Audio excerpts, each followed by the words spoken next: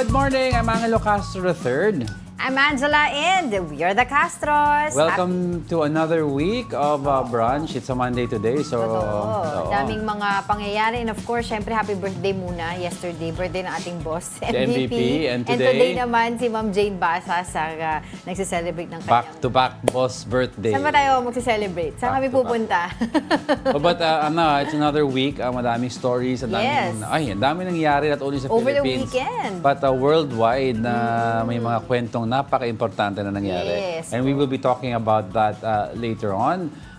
But we're serving you news in a countdown. All that before your second cup of coffee. This is Brunch.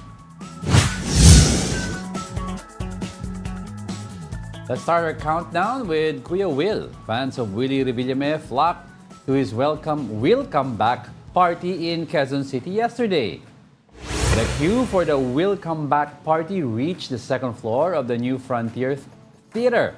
Mapabata man o matanda, excited na makita muli ang pambansang kuya at makakuha ng premyo. Aside from the Welcome Back party, a job fair was also held para sa ating mga kapatid na naghahanap ng trabaho. Tuloy-tuloy ang pampabuenas ni Kuya Will sa Will to Win later at 5 p.m. on TV5.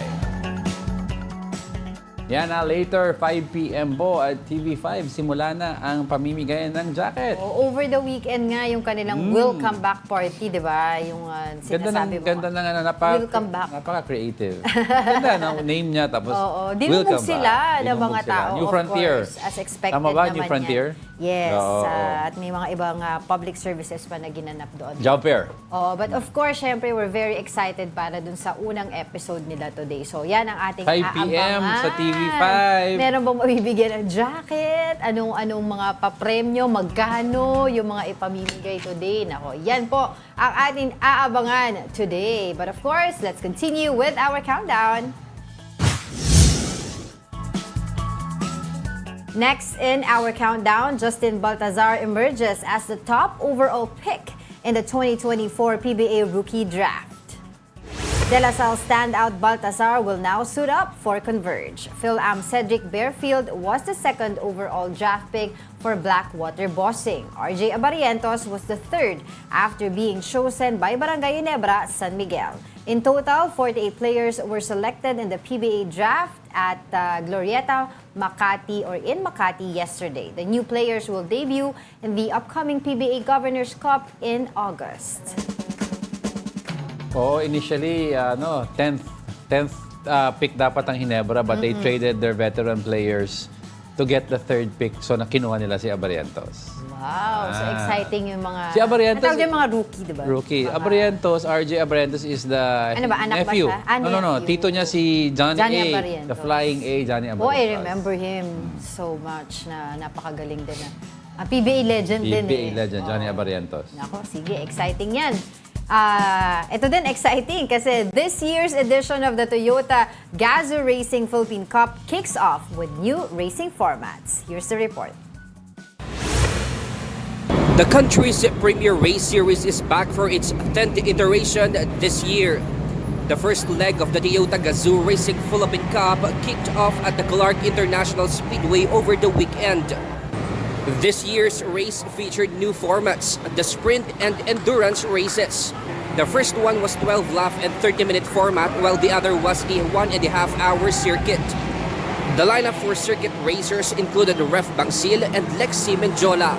So there was a lot of skill training that we had to do just to be able to get here and of course drive safe, be safe to your other drivers, and at the same time be aggressive enough to be able to win. It's been a big jump from, autocross all the way to circuit racing. So it was quite the experience, but I'm having the time of my life. I've never felt more alive, to be honest, and I think I found my passion. Toyota Motor Philippines President Masando Hashimoto also graced the event. Aside from the races, the TGR also featured driving exhibitions and a sim-reaching experience booth. The winner for the novice class of the Sprint Race 1 was Jamel Lacuna. Bong Garnes for the promotional class, Giro Garbes for the sporting class, and Red Diwa for super sporting. For the sprint race 2, Russell Reyes was named winner of the novice class. Julia de Los Angeles for the promotional class, J. Lau for the sporting, and Russell Cabrera for super sporting class. Russell Reyes was also the winner of the novice class of the endurance race. Other winners included Julia de Los Angeles for the promotional class, Denzel Whitan for sporting, and Inigo Anton for the super sporting class. Elvin Lociano, Vice President for Marketing Services of Toyota Motor Philippines, says this year's edition of the race has been made better and more intense. For this year, we are intensifying the races, and at the same time, we are getting stronger on our message of Toyota Gazoo Racing Philippine Cup as a gateway or stepping stone for racing talents to further their skills and their career. Luciano thanked all racing fans across the country for continuing support the TGR Philippine Cup. We have nothing but thanks for our race fans, the racing communities, the racers and the racing teams who have been participating in Toyota's Motorsport Series throughout the years. Obviously, we wouldn't have reached 10 years of a motorsports legacy without your support and your active participation. Ang swerte nga ng mga ano ngayon like 10-year-old racing format na ito. It's because nung unang panahon, like mga 90s, yung panahon ko at mga early 2000s, nung wala pang ganyan, the only way you could race was yung mga professional races abroad. Very few lang dito na may access for amateur racers. Kaya nga nagkakaroon ng mga illegal racing paggabi, di ba, doon sa mga... And then later on, may mga for celebrities lang. Naka-attend nga ako dati ng isang racing for another car brand. Pero aside from celebrity cups, you had sa may parking lot na sanctioned ng isang mall. And then at least now, may access na yung mga amateur drivers na gustong subukan to as a sport via this Gazoo Racing Cup na they use the Vios car. Mostly mga 1500, 1300cc cars na mga manual transmission ang ginagamit dyan. Bakit Vios? Kasi Vios masarap po i-modify yan. Pero may limitation ng modification because kailangan each engine pare-pareho lang ng cc nila. Sa driver magkakataluhan. Walang lamangan sa makina. So doon, yung endurance racing, mahirap yan ha. Saka yung circuit racing, na-try ko na yan, 1 hour 15 minutes. Walang ihian yan. Talaga? Kaya huwag magtutubig bago mag-race. Try mo din sumali doon sa racing. Matanda na tayo. Hindi na natin kaya niyan. Kailangan yung timing mo, yung reflex mo, yung response time mo, perfect. Yung eyesight mo. Manood na lang tayo. Wala akong glasses, ha? Magpalisik ka na lang. Manood na lang tayo dun sa kanilang yung pala mukha mo. Bakit? Yung pala mukha niya. Ngayon ko lang nakita Si Gina Villa at si Mark Santiago, nako, very excited din sila dyan sa racing na yan. Gazoo, Toyota Gazoo. Pero yung mga racing na yan, matagal na yan sikat sa Philippines. It's just that hindi masyado na-air sa television. But people are, I'd like to invite them to take a look kasi it's really exhilarating. It's really fun to, it's really, really fun to watch. Sa totoo lang. Kasi volleyball, isa pa yan, di ba, intense. Intense ng racing. Tignan nila. Specifically, itong Toyota Gazoo Racing. Kasi Toyota naman is a trusted brand. Matagal na yan Oo, di ba? Sige. All right, let's move on. Coming in at top 8, a person of interest in the killing of an Australian couple and the Filipina is now being hunted down. The police say he was captured by a CCTV in a hotel in Tagaytay where the three were killed. The victims named David Fisk, Lucita Cortez, and Mary Jane Cortez were found lifeless on Wednesday. The Philippine Embassy in Canberra condemned the brutal murder and offered condolences to the bereaved families. Oo, grabe yan. Nakita ko yung CCTV niyan sa Facebook, sa online, sa internet, sa social media.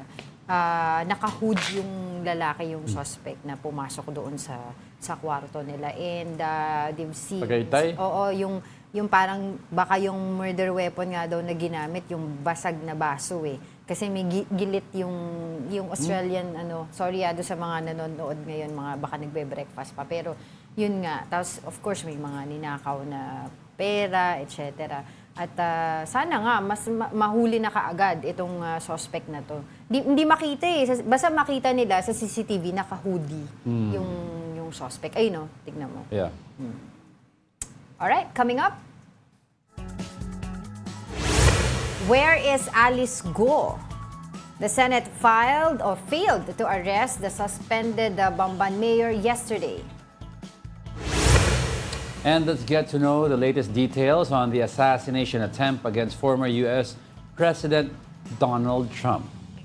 Hindi lang finding Kibuloy, finding Alice na rin. Finding Alice, tapos yung nangyari dito kay a failed assassination attempt kay former President Donald Trump, at iba pa.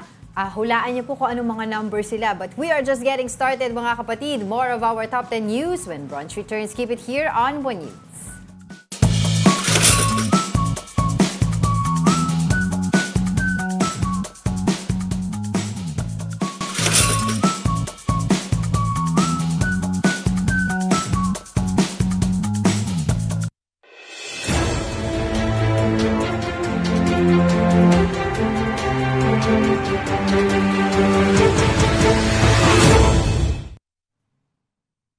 Good morning. You're still watching Brunch here on One News. Happy Monday po ulit. At tulad ng ating nabanggit kanina, marami pa tayo mga pag-uusapan. Yes, because pa-approach na tayo sa third state SONA ni Pangulong Bongbong Marcos. And siyempre, this will be the first SONA na medyo controversial. It's because this is the first SONA na nagkaroon ng lamat ang dalawang families, yung Marcos family and the Duterte family.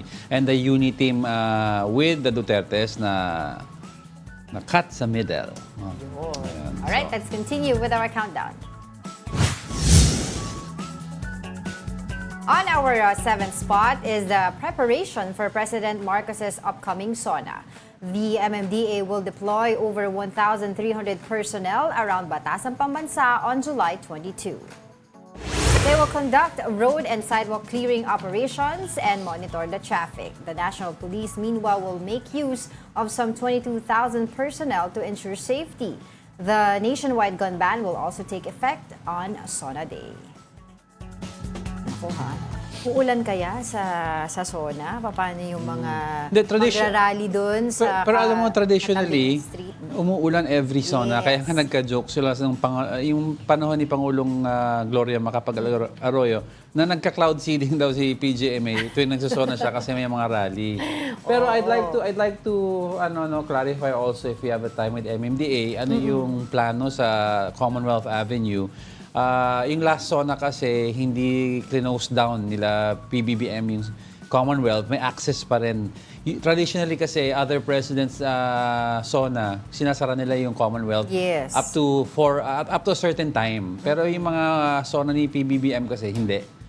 Tuloy-tuloy pa rin ang traffic. And in all fairness, the last SONA ni PBBM, maganda yung flow ng traffic sa Commonwealth. It wasn't tawag doon, zipper lane ating nagka-zipper lane, ginawa nila. it was well managed, nakakadaan ka naman. But yung mga kasi previous SONAs before, sarado talaga.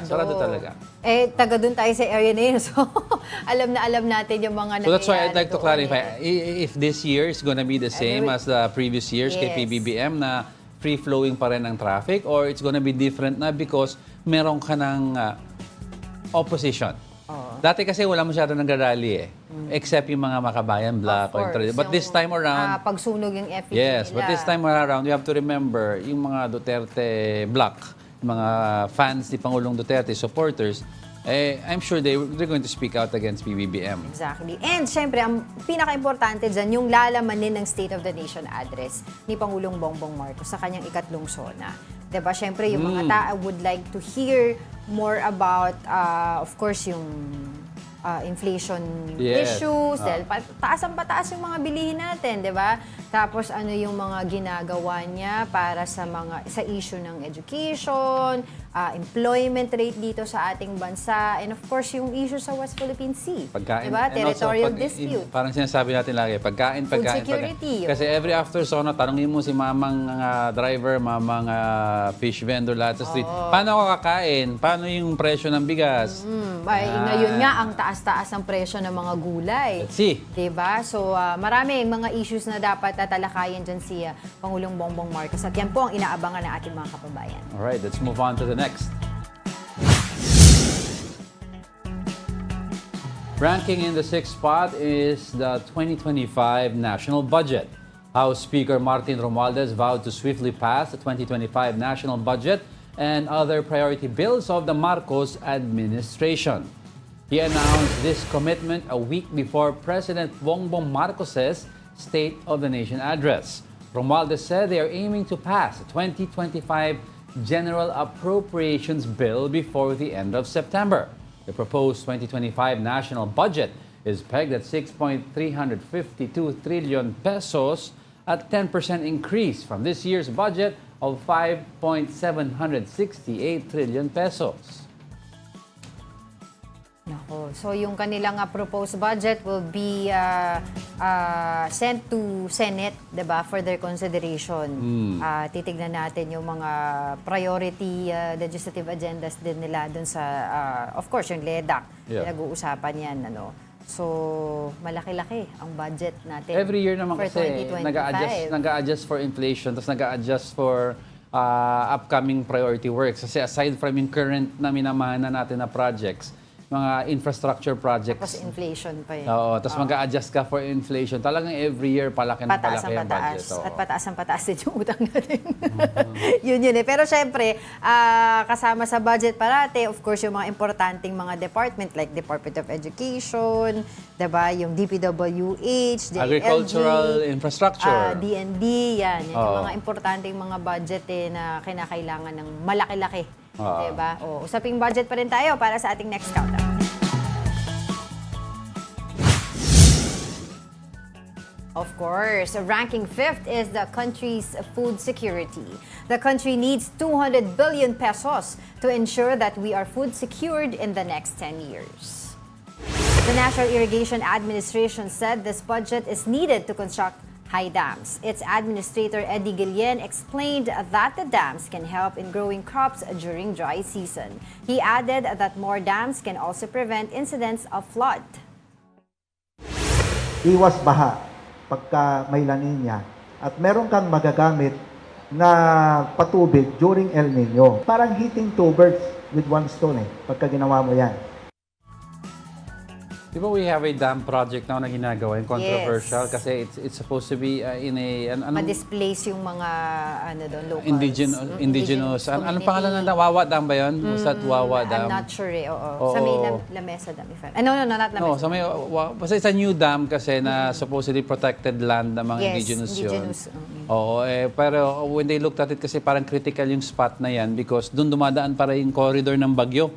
No, doon dumadaan yung corridor ng So bagyo. parang gusto nilang gawing catch basin ba Catch yun? basin, oo. Para just in case yung may ipon from the bagyo na tubig, maaaring Yes. gamitin for dry season, which is yung El Nino natin, na nagkukulang naman tayo ng supply ng tubig. So yun yung gusto nila. The reason why we also need new dams is because if you look at the geographical yung shape ng Pilipinas, in the last 15 to 20 years, nag-iiba ang hulma ng mga mountains, sa mountains na wala, sa mountains may Iba kasi bagong tumubo, erode ba may tawag doon? islands na nawawala, may islands na marating. So, yung mga old dams that we have, yung mga traditional, yung mga lamesa, may mga nadagdagan lugar na areas where floods are very prominent na hindi natin nahuhuli yung tubig, which we need. Kung sinasabi ni PBBM yan if we were able to catch all these water na nakikita natin na sa Sayang, baha, diba? Oo. diba?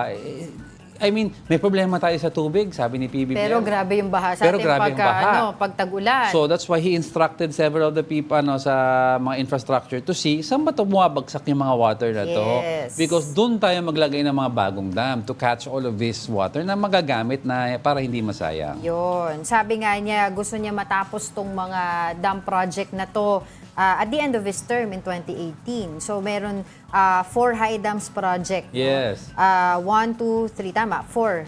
Sa may Tumawini River, Panay River, at saka sa Ilocos Norte Sur, at saka Ilocos Sur.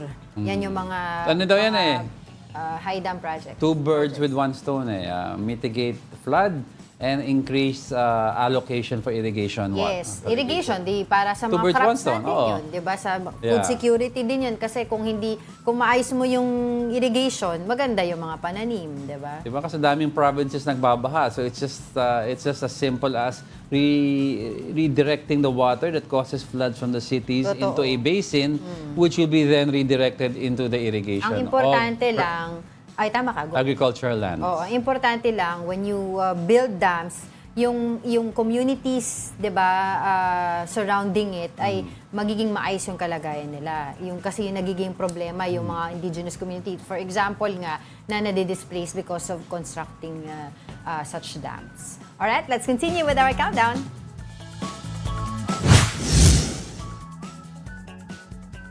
On our top 4, let's talk about the upcoming midterm elections. AXIS Congressman Erwin Tulfo emerges as the top choice for the Senate race according to a survey by Pulse Asia. He was followed by former Senate President Tito Soto, Senator Pia Cayetano, Ben Tulfo, former President Rodrigo Duterte, and Senator Bongo. Completing the so-called Magic 12 were Senator Amy Marcos, former Senators Manny Pacquiao and Panfilo Lacson, as well as former Manila Mayor Isko Moreno, Senator Bato de la Rosa, and Senator Bong Revilla. Tulfo is really a result of with this more continuous exposure to media since they have a show of their own compared to, let's say, the Duterte sons, who occasionally make pronouncements that are captured by the courts, but not as frequent as, let's say, the media presence of Ben or Erwin Tulfo for that matter. You will see talaga yung importance ng Yeah. media presence eh.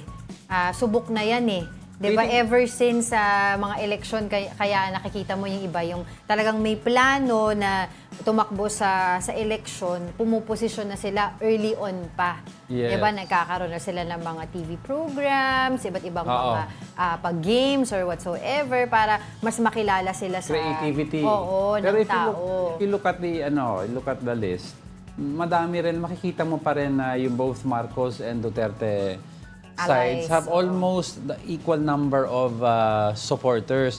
Kasi you have here Senator, hindi ko makita yan, Senator Bongo, yan, Senator Bongo is sitting at the, 6 to, 5 to 8 spot. And then you have President Duterte, who's also in that top 5, di ba? Top 6. And then you have Senator Amy Marcos naman, medyong nasa Baba. nasa 6 to baba, 12. 6 to 12 spot. So makikita mo medyong dikit sila statistically tied kasi 5 to 6, 6 to 12, medyong dikit yan eh. So doon mo makikita the importance of the midterm. Pumasok din si former Manila Mayor Isko Daw Well, that is Magoso. expected naman because he maintained visibility in a Through TV show. TV show, On a TV oo. show. And it was proven na kung nasaan siya umiere, medyong tumataas ang rating during his time. Tapos nakikita nila pag nawawala Pero on hindi air. pa siya sure kung wala pang announcement officially Oo. kung Senate ba or babalik siya sa Because Manila. there is a calling also sa Manila from some factions na Bumalik siya. Bumalik siya, oo. But his numbers kasi suggest na Baka umokay siya sa Senate. okay siya sa Senate, and if he has Natin. aspirations to go further again, to give it another go sa sa presidency or maybe vice president, then running for Senate is a good shot for him. A good path for Best way to go, parang for gano'n. Yorme. Pero oo. as you can see, yung listahan dyan ngayon sa Pulse Asia, makikita mo medyo, ang tawag dito, hindi pala medyo wala doon sa top 12 si Senator Lito Lapid tsaka si Francis Tolentino, Senator Francis Tolentino. And Oo, mga re-electioners oo. sila diba? So kumbaga, ang tawag dyan yung chances nila ay medyo nanganganib. Oo. Diba? Wala sila doon. Come to think of it, si Senator Francis Tolentino Yes. ay lagi natin nakikita sa TV ngayon dahil dun sa bilang siya ay incumbent senator Yeah. at he chairs yung maritime Mayoralty ano to yun? Nakalimutan ko yung sinichair niya sa Senate Mayoralty Zone, di ba? And et cetera, yung mga tungkol sa West Philippine Sea, et cetera, nakikita natin siya na nagpapa-interview. Tapos si Ethics Committee, also he chairs the Ethics Committee. Nung nangyari yung sagutan between the Cayetano and Binay, he was also interviewed because of that. And tataka tayo bakit wala siya dun sa top 12. Tsaka interesting also in the emergence of yung Tulfo brothers in the top 5. Yes. Oo, so mataas ang ngayon, sabi nila, these midterms may dictate or may give you a glimpse of what may happen sa upcoming presidential elections. Diba? Will Senator Tulfo go all the way? Is it the right time? Because maganda numero niya eh, di ba? Top 5 yung dalawa eh. Oh, Pero si Senator Tulfo naman pauna na nagsabi few months ago, di ba, sabi niya, wag muna natin pag-usapan yan. Andito ko para magtrabaho. No, fairness naman to him, we're not saying na siya nag-commission. Yes, but of course. But malay mo kasi the questioning nito is top of mind eh. Oo. So hindi mo man maiiwasan na kung tinanong nila, sino ba ang iboboto mo? Eh, ito gusto ko eh, di ba? Si Senator Tulfo eh. And siguro para sa mga tao, this is a third, an independent choice from the warring factions of Duterte and Marcos. So parang sa kanila, yung mga ayaw kay Duterte, ayaw kay PBBM side factions, kay Tulfo brand, sa Tulfo brand sila, di ba? So, Special Committee on Philippine Maritime and Admiralty Zones. Yun yung kay Senator. Nakakabulol eh. Halo ko, ni bakit Senator na kayo Tolentino. ulo ni... Tinignan ko, we have to kasi para maayos yung pagbalita natin. But yun nga. So, yun lang pinagtataka nung iba. Si Senator Lito Lapid also, re-electionist siya. Wala din siya dun sa top 12. Well, hindi naman magugulat kahit mataas numero niya before. He's barely visible on television. Napupulaan pa siya ngayon kasi siya. siya yung committee chair ng sa Senate about sa mga gaming, 'di ba? Yung Pogo ngayon napakainit ng usapin. And look at Senator Bong Revilla. Tapos sa Pampanga pa yung pinakamalaking medyo mababa rin si Senator Bong Revilla. Dati mataas-taas siya. Ngayon medyo mababa siya. 'Di ba? So kasi we already have Senator Robin Padilla nasa top. Siguro sabi ng tao masyado na madaming action star. Action star artista. Pero tatakbo si Philip Salvador. Tingnan natin yung mga susunod pang mga yung mga susunod pang mga survey sa susunod na mga buwan para kasi October na. Magkakaalaman yan by October kasi filing. COC or certificate. May sarsuela pa ba sa October? Alamin natin. But of course, ito na po ang hindi magpapahuli ang ating next topic for today. Coming at the third spot is the arbitral ruling. China remained firm on rejecting the 2016 arbitral ruling that favored the country's claim to the West Philippine Sea. The Chinese embassy called the arbitral award as illegal and invalid. It also accused the Philippines of joining the circle of the U.S. and other Western countries in ganging up against China.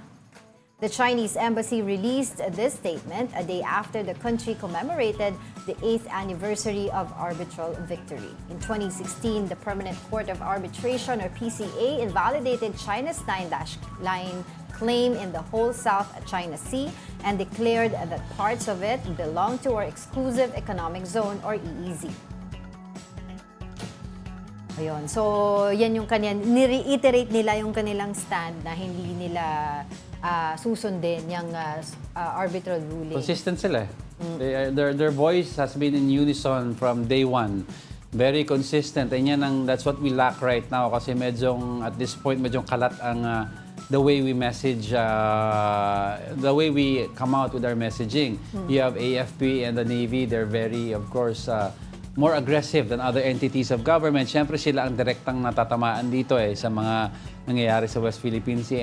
But you have the Department of Defense, si Gibo Chodoro, Secretary Chodoro, who's also very strong, very firm. But then again, you have other members of the cabinet who are lighter in the way they respond. Like you had Executive Secretary Bersamin saying initially, ay, accident lang, di ba? So, iba-iba ang tono natin. So, di ba nagkaroon pa nga recently ng mga text blast calling on the resignation or replacement of Secretary Gibo Chodoro because he didn't like what happened nung June 17. So, yun yung mga messaging na nare-receive natin on different notes. Diba? Yeah. Pero on the other side, parang come to think of it, minsan kung iisipin mo naman on a broader perspective, baka naman this is really the strategy. Diba? Merong parang may good cop, bad, May bad cop cop. dito sa usapin na to para makita natin kung ano yung magiging reaction on both They're sides. testing the waters and see kung saan yung mas negative or Yeah. mas violent yung reaction para malaman ng government without actually directly asking the people kung ano yung sentiment nila, but they could sample yung Oo, reaction. diba? On this side, yung PCG on West Philippine Sea, especially si Commodore J. Tariela, talagang very active siya sa Twitter or sa X, diba? And other interviews na ginagawa niya na talagang kinokondemn yung mga nangyayari sa West Philippine Sea. And on the other hand naman, you have other members of the government saying na, diba, kalma lang. Then they're doing yung mga bilateral meetings with China, recently yung BCM, and marami pang mga strategy. Pero ang importante dyan, at the end of the day, syempre yung ating, dapat talaga, we are firm on asserting our right dun sa ating sovereign. Kaya dapat one messaging for the entire country. Kasi China's message is very strong because the entire government and even the people are in unison. Isa lang ang tonong lumalabas. Oo. Kaya importante din yung gagawin ng ng AFP, 'di ba? Meron Yes, sila yung mulat ba 'yon, Yeah. yung kanilang campaign against fake news na nangyayari nga dyan sa West Philippine Sea. Kasi maraming lumalabas sa social media ng mga yung iba AI-generated videos, edited, about yung mga narrative dyan sa West Philippine Sea. Diba? So, alright.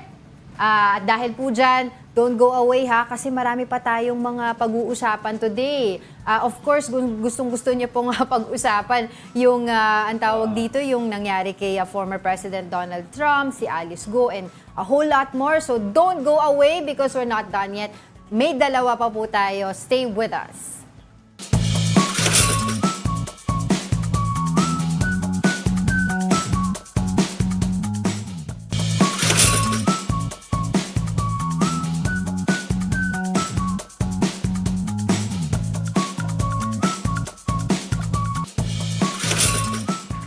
Welcome back. You're still watching Brunch here on the One News. Good morning sa mga viewers natin. Of course, we are the usual suspects. Si Gary Field. Good morning daw and happy Monday, sabi ni Gary Field. Isang Pokemon Go. Ano daw? Sino pa? Nagsishower daw sa barangka. Maulan daw. Kala ko siya yung nagsashower. Habang No, grabe. nakikinig sa atin. Ano naman? Ito, happy. Ganito din sinasabi ni Ralph Domingo. Happy maulan daw. Mga ka-Brunch. And Edgar A. Santoyo said, good morning, Attorney Enzo Recto, watching from General Trias in Cavite. Ayun. Natatawa ko sa'yo. Sabi ni Gary Field daw, sharpshooter yung bumaril kay Trump. Right on target, tenga. Tenga talaga yung target. Pero mamaya pag-usapan natin yan. Batiin ko lang si Gina Villa, Mark Santiago, si Oscar, si Alex Fuentes dito naman sa YouTube natin. Of course, si Vladimir, si Tito Naldin, Tita Daisy, and of course si Tita Esther Abaya na lagi rin nanonood sa atin. Si Mother Earth, si Ate Ringo, nanonood din yan sa atin. At si Juan Miguel Ebron. Oy, si Migs! Hello, Migs. Good morning. Good morning sa'yo. Sige, hulaan nyo na kung anong number 1 natin, ha? Ito na yung top 2. Let's get right to it. Straight on our top 2, Alice Guo's accountant has been arrested, but the suspended mayor's whereabouts are still unknown. Nancy Gamo is now detained at the Senate after she was ordered arrested for failing to attend the hearings. Authorities, though, are still looking for Guo and 6 others who are said to have connections to illegal pogo operations. Local officials in Guo's hometown, Bamban, says they don't have any clue on the location of the suspended mayor. Wala na kami pong communication. Blackout po. Yung mga telepono niya, tinatawagan po yata siya. Wala po, blackout na. Pati ng Facebook po, wala na po.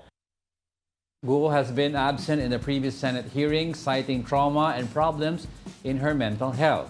But one of her attorneys, Stephen David, said they have already advised Guo to come out.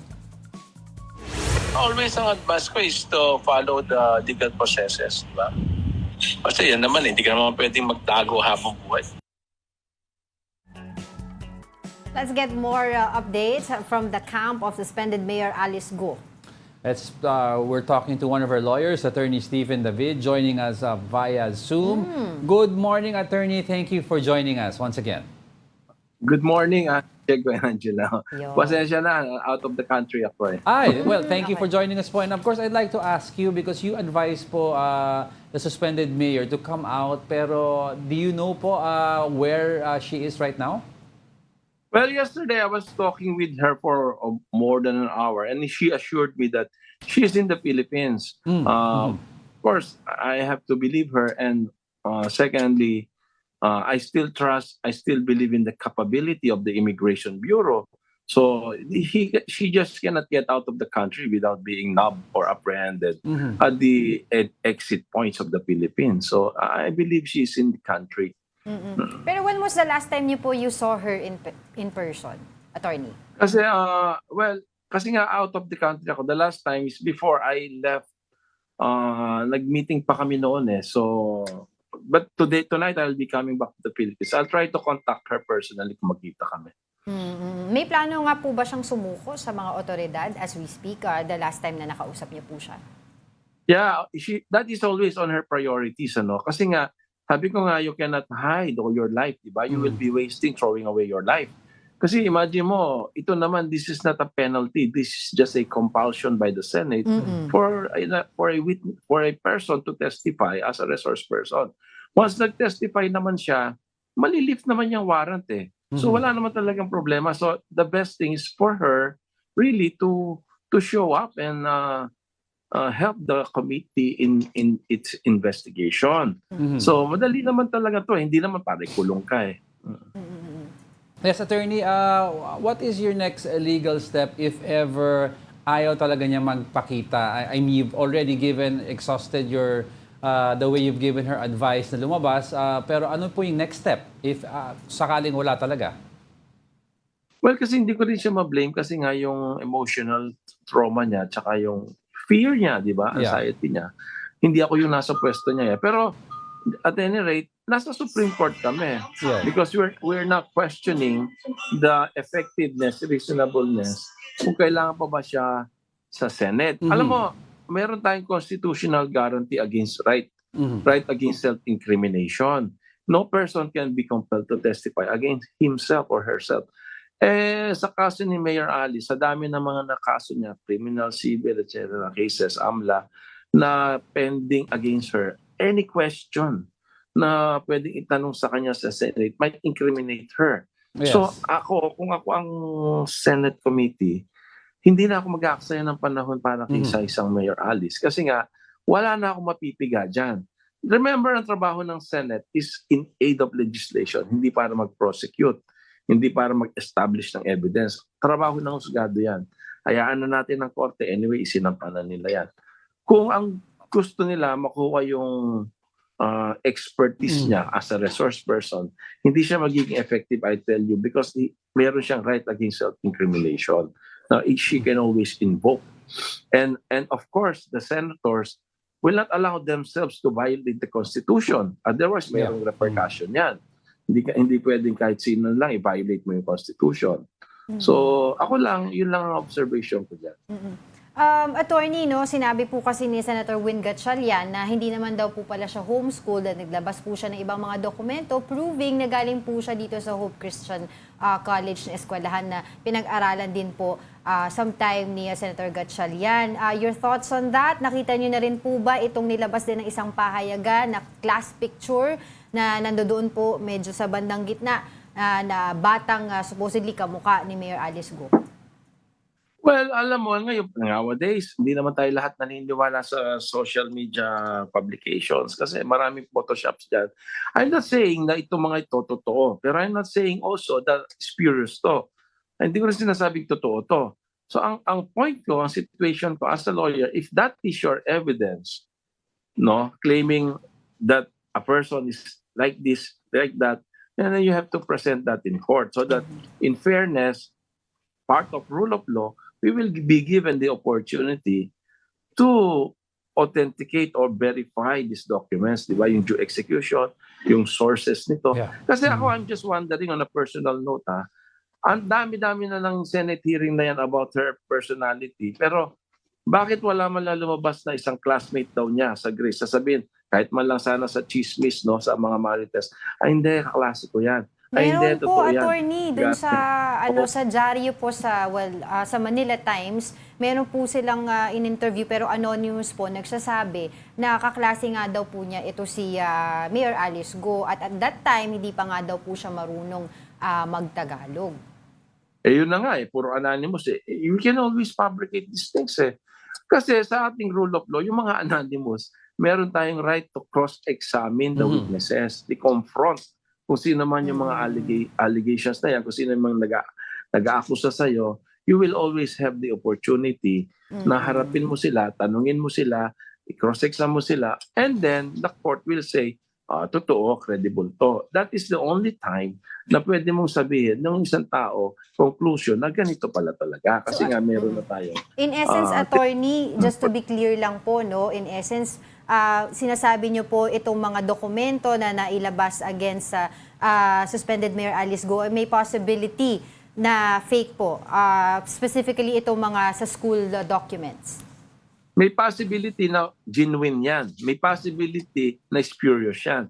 What I'm saying is, let them bring those documents before the proper forum so that we will be given the opportunity to authenticate, verify, determine the sources of these documents. Then only the court will say to us na ito pala genuine, ito pala spurious, not us, hindi tayo. So, on my part, I cannot comment kung ano yan, kung anong standing ng mga dokumento na yan.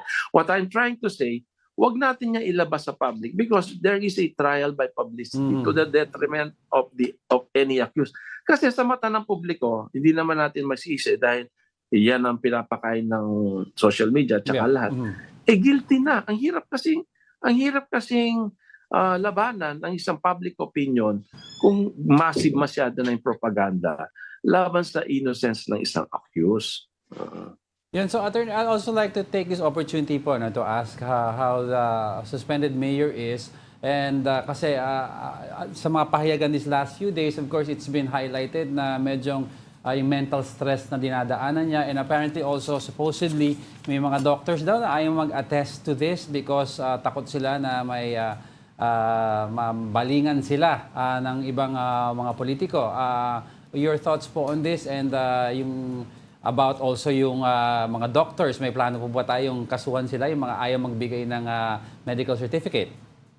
Alam mo, totoo yan. Kaya lang sa ngayon, bakit mo kakasuhan yung doktor? Dapat mas kasuhan natin yung mga nag-breach ng privacy niya Yung privacy life niya, yung mga AMLA reports na lumalabas, birth certificates, school records, kung ano man mga yan, these are protected by the Data Privacy Act. These are yung mga bank secrecy law. Kung meron tayong didemanda, sila yon, hindi yung doktor, di ba? Pero right now, nasa defense mode si Mayor Alice. So, wala naman siguro tayong doon. Wala naman tayong issue about the medical practitioners. Pero attorney, how confident po kayo yung inyong kampo na ma-overcome po itong issue na to ni suspended Mayor Alice Guo? Ako, well, sabihin nila mayabang tayo, no? Pero ako, I'm really confident na on legal point of view, malalampasan ito. Kasi una-una yung unang allegation sa kanya, illegal pogo. Wala man illegal pogo. Una-una may license na PAGCOR. Human trafficking, wala naman siyang control doon. Wala naman siyang participation doon sa operation ng pogo. Paano siya na-involve sa human trafficking kung meron man, di ba? Pangatlo, lessor lang sila as yung dating company niya, yung Baupo Land Developer, lessor lang yun, hindi naman pogo operator yun. So, hindi ko nakikita, sa AMLA naman, lalo namang madaling sagutin yan kasi nga, alam mo sa AMLA ang problema. Hindi ko pa nakikita yung mga documents sa AMLA, pero in my previous cases na hinandle ko, ang ginagawa kasi ng bangko, niro-roll over nila yung mga time deposit. May deposit ka 10 million. After 1 month, i-roll over nila yon another 10 million something, pati interest. Ibang accounts yun, ibang bank accounts yun. Pagkatapos, i-roll over na naman. Alam mo, 10 million mo after 2 or 3 years, billion na yan Pero sa totoo lang, 10 million pa rin yun. Sa records lang nagbabago. Sa record lang, kasi nga niro-roll over ibang accounts. Kaya pag sinama mo lahat ng accounts tapos inad mo, 10 million plus 10 million 200 plus 20 million plus gano'n. Ano na, ang laki na, billion na, compounded na lahat. So yan, base yan sa mga na-handle natin mga AMLA cases. I'm not saying na ganito rin situation ni Mayor Alice dahil wala pa tayong pagkakataon makonfront yung mga evidence nila. Pero ako, almost certain na ganito rin yun. Kasi I'm talking with my client, wala siyang alam na billion transactions na yan. Wala siyang alam na ganyan. Oo. Attorney, alam niyo po ba kung sino kasama ngayon ni Mayor Alice Guo? Well, una, hindi ko tinatanong yan kasi kung halimbawa lang nagtatago siya, hindi ko kasi, marami na rin tayong na-handle ng mga clients na ganyan. Hindi ko inaalam yan for security reasons. Number one, paano kung mahuli siya doon o makita siya, makalaban niya doon at sinabihan niya ako, di ako ngayon ang primary suspect niya na nag-leak o nagsuplong sa kanyang mga kalaban, di ba? I don't ask wherever they are. Attorney, diba? Unless they tell me. Diba? Opo. Pero nagtatanong po kasi yung karamihan, nasaan daw po ang tatay ni Alice Guo in all of this, diba? In the middle of all of this. Nasa China yung tatay niya. Nakakausap naman po niya ang kanyang tatay. Sabi niya, nakakausap naman niya. Ano pero daw po syempre, sinasabi ng tatay niya sa kanya? As a foreigner, bakit mo pipiliing pumunta sa isang bansa na at this moment ay very hostile sa'yo? Diba? Hindi mo pwedeng alam kung ano pwedeng, baka ma-detain siya or what, ma-apprehend. For a foreigner to visit a country, knowing that you has a hostile personality, it will not be wise for you to do that. Alright, on that note, maraming salamat po muli sa inyong oras. That is Attorney Stephen David, ang abogado po ni suspended Mayor Alice Bamban. Thank you, Thank you, Diego, Angela. Okay, thank you. Bye. Alice. Kala ko ng iba pangalan ni Mayor. Oo nga, no? Suspended Mayor Alice Guo. Okay. Kasi di ba over the weekend also, nag-post ng mahabang Facebook post itong si suspended Mayor Alice Guo tungkol sa kanyang mga nararamdaman tungkol nga dito sa kanyang kinakaharap na mga issue, di ba? Kung ang katanungan kung nagsisisi ba siya na pumasok siya sa politika, yun ang sabi niya ay hindi, di ba? So mahaba po yung kanyang naging post doon. At syempre, patuloy tayo aantabay dun sa magiging kalalabasan nitong investigasyon na to sa Senate. Kasi right now, nakalimutan ko nga itanong kay Attorney Stephen dahil kasama nasa kustodiya na ng Senado itong kanyang accountant na si Nancy Gamo. Yes, parang na-report sa atin kanina. Kasi hindi siya sumipot sa mga ibang hearing. Yes. Na kung saan critical sana ang testimony kasi niya. Sige. Alright, eto na ang ating top story for today. Our top story for today is the attempted assassination against former U.S. President Donald Trump. Authorities are still identifying the possible motive of the gunman who was eventually neutralized. World leaders, including President Bongbong Marcos, condemned the incident. Here's the report. Former U.S. President Trump was in Butler, Pennsylvania for his re-election campaign trail. He was in the middle of his speech until shots were heard, causing the crowd to panic and Donald to duck. And that's a little bit old, that chart. That chart's a couple of months old, and if you want to really see something that's said, take a look at what happened. The Secret Service security immediately covered and protected Trump from potential threats. Trump was visibly injured as the upper part of his ear was covered in blood. Before the security team brought Trump to his vehicle, the former president raised his fist to his supporters. A civilian was killed in the incident while 2 others are currently in critical condition. Authorities immediately killed the gunman, who was identified as Thomas Matthew Crooks. Based on the investigation, Crooks positioned himself on a roof 100 meters from Trump. The Federal Bureau of Investigation is still clueless about the possible motive of the shooter. As I mentioned, we have a number of agents on scene. We also are working closely with other federal agencies, our state partners, and our local police partners as well. The single greatest priority would be to identifying a motive and whether there was anyone else involved. Trump thanked the U.S. Secret Service and the police for the rapid response on the shooting. He is already in good condition. Trump's fiercest opponent, U.S. President Joe Biden, condemned the attack against Trump. Look, there's no place in America for this kind of violence. It's sick. It's sick. It's one of the reasons why we have to unite this country. We cannot allow for this to be happening. World leaders sent their thoughts and prayers to Trump, including President Bongbong Marcos. In a statement, Marcos expressed relief that Trump is already safe. He also emphasized his opposition against political violence. Trump is currently staying in New York while security was increased around Trump Tower. Actually, yung mga conspiracy theories na lumalabas about it ba, di ba? There's may mga sides na nagsasabi, US government, may sides na nagsasabi, Trump commissioned this for numbers, pero Asawa daw niya. Hindi, pero kasi alam mo, number one, yung security group, the detail, it's assigned by the US government. Former President Trump has no control over that. Yung commander niyan reports directly to the White House, di ba? Kasi every former president is given that detail for the rest of his life as long as buhay siya. As a former president. As a former president. Number two, sabi nila, mahigpit yan, bakit nahuli, di ba? Dapat in and out. Iba po ang level of security ng isang former president sa current president. Mas matindi ang sweeps for a current president, helicopter sweeps, bomb sniffing dogs. Usually, pag mga rallies pa, bihira ang advance party, usually they just secure basic areas daw sa isang venue. I don't know whether they expected this guy to be that brave to shoot so close to Trump. But if you look at the video, nung nakita siya sa roof, right when he was about to fire, umikot ka agad naman yung sniper.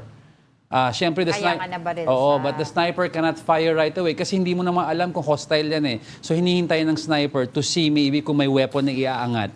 That's when they're allowed to engage. If you know the protocols kasi, you can read up on it actually, yung mga usual protocols nila. That's even yung kay President Reagan, when he was fired, almost point blank yan eh. Hindi bumaril ka agad yung mga security detail niya until nakita yung actual barrel. Kasi they could be shooting the wrong person eh. Diba? Pero yun nga yung sinasabi ng mga witnesses doon, yung nag-attend ng mismong rally, sinasabi nila, nakita na nila first hand itong shooter. Diba, napaakyat doon sa bubong at may dala nga daw rifle. At sinasabi na nga daw nila doon sa mga pulis o doon sa otoridad nearby na meron nga daw napaakit na lalaki doon na may dalang baril. Diba? Yun ang sinasabi nila. And I was looking nga kasi sabi nga nila, nung na-identify na nila itong shooter na napakabata, Diego, no? 20 years old siya. At isang local doon sa Pennsylvania. At sinasabi nga nito na registered Republican siya, pero di ba nung I don't know, I forgot the year na nag-donate siya sa Democratic Party. Yeah, pero you can see $15. May video din siya, may hate video siya.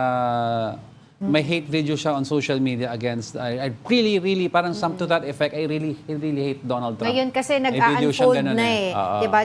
As they are trying to know the reason or the motive behind the failed assassination attempt, ay tinitignan nila, inimbestigahan na nila yung background nitong bata. Diba? Yes. Ito nga si Thomas. Anyway, this is a developing story. Yes, sinasabi nila, he was bullied before, pero walang nakapag-isip na gagawa siya ng ganito because yung pagkatao niya hindi naman ganito. Wala naman din daw indication or record or of any record na may mental issue siya whatsoever. Anyway, madami pa tayong pag-uusapan. Yes. But before that, we like to say happy birthday po kay Of course. our big boss. Yesterday, si MVP.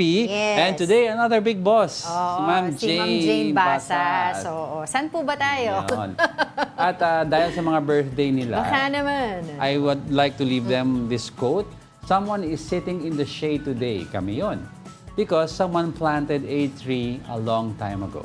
Sila yun. A quote from Warren Buffett. And that wraps up today's episode of Brunch. Join us again tomorrow. I'm Angela Lagunzad-Castro. And he is Angelo Castro III. We are One News. All sides, all the time. Good boy.